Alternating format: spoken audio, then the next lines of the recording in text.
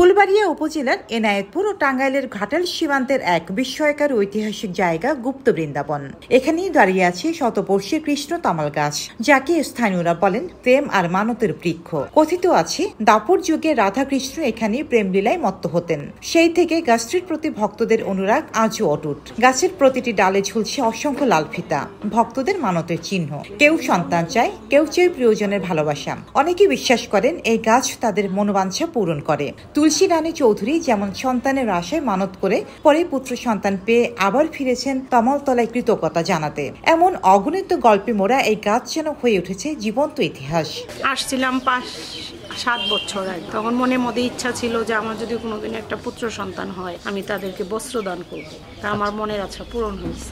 আমার মনের অনেক দিনের আশা ছিল, তাই গোবিন্দ আমাকে কৃপা করছে, আমি আসতে পারছি। খুবই ভালো লাগতেছে এই জাগর মানাছি না, তারাই আসতেছে।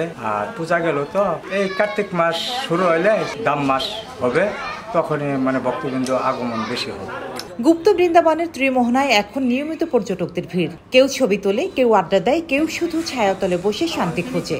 গাছের পাশেই আছে প্রাচীন শ্রী শ্যামরাই মন্দির ও নাট মন্দির, যেখানে প্রতি বছর মধু কৃষ্ণ ত্রয়োদশীতে বসে বিশাল মেলা। গাছটি এখন বয়সে জীর্ণ, তবু সে যেন যুগের পর যুগ ধরে বলে যায় এক চিরন্তন কথা।